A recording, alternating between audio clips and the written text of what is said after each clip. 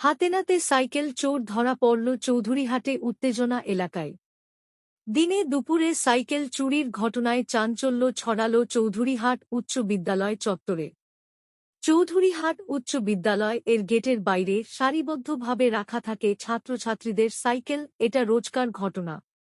সেই সাইকেল থেকেই একটি সাইকেল চুরি করতে গিয়ে ধরা পড়ে গেল গীতালদা থেকে আসা এক চোর। নাম নূর মোহাম্মদ, বয়স ২৫ বছরের, আশেপাশে বাড়ি গীতালদহ ভোরাম হরিরহাট এলাকায়। চুরির কথা কার্যত স্বীকার করে নূর মোহাম্মদ। ঘটনা প্রসঙ্গে জানা যায়, প্রতিদিনের মতো বাজার করার জন্য যাচ্ছিলেন গৃহ শিক্ষক শম্ভু মোদক। হঠাৎ তিনি লক্ষ্য করেন স্কুলের ছাত্র নয়, কিন্তু ছাত্রদের রাখা সাইকেলের থেকে একটি সাইকেল নিয়ে চলে যাচ্ছে ছেলেটি। এছাড়াও ছেলেটির মুখ ঢাকা ছিল, ফলে তার সন্দেহ গভীর হয়। সে জিজ্ঞাসা করে, কোথায় যাচ্ছিস সাইকেল নিয়ে? সে কোন কথার উত্তর না দিয়ে সাইকেলে চড়ে সোজা রওনা দেয়। পেছনে ধাওয়া করে গৃহ শিক্ষক শম্ভু মোদক। এরপর অনেকটা দূর গিয়ে ধরে ফেলেন সেই চোরকে। এরপর তাকে নিয়ে আসা হয় চৌধুরীহাট উচ্চ বিদ্যালয় এর ভারপ্রাপ্ত প্রধান শিক্ষক ভবতোষ মণ্ডল এর কক্ষে। সেখানেই তাকে জিজ্ঞাসাবাদ করা হলে সে স্বীকার করে সে চুরি করতে এসেছে। এরপর বিদ্যালয়ের পক্ষ থেকে নয়ারহাট ফাঁড়ির পুলিশকে খবর দেওয়া হলে পুলিশ এসে ওই ব্যক্তিকে থানায় নিয়ে যায়। আপনার নামে যে অভিযোগটা করছে যে আপনি সাইকেল চুরি করে পালাচ্ছিলেন, কি বলবেন? হ্যাঁ, সাইকেল চুরি করে পালাচ্ছিলাম। কতদিন থেকে করেন এই কাজ? আজকে প্রথম রাত।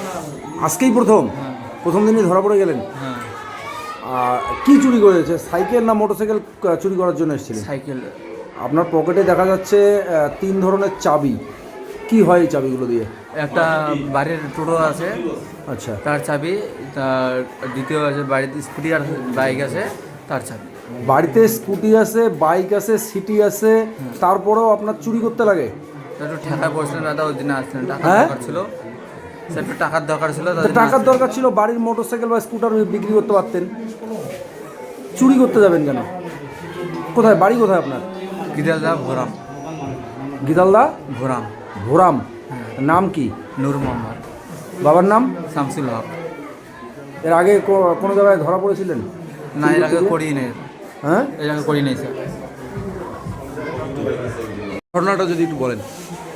ঘটনাটা, আমি একটু বাজারে যাচ্ছিলাম, তাই স্কুলের সামনে একটু দাঁড়িয়ে একটু গল্প করছিলাম।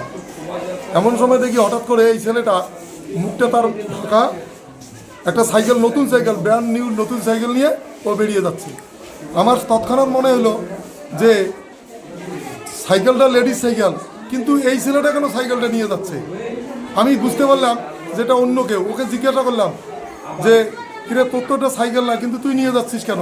ওর সঙ্গে সঙ্গে সাইকেলে উঠে একদম পিছনে পিছনে আমি ধাওয়া করি, এবং অনেকটা দৌড়ানোর পর ওকে আমি প্রায় 200-300 মিটার বেশি দৌড়ে আমি ওকে পাকড়াও করি, এবং স্বীকার করে ও সাইকেল চুরি করেছে এবং গীতালদা থেকে এসছে। আপনার পরিচয়? আমি তো শম্ভু মোদক, সবাই জানে। বলেন একটু বিস্তারিত।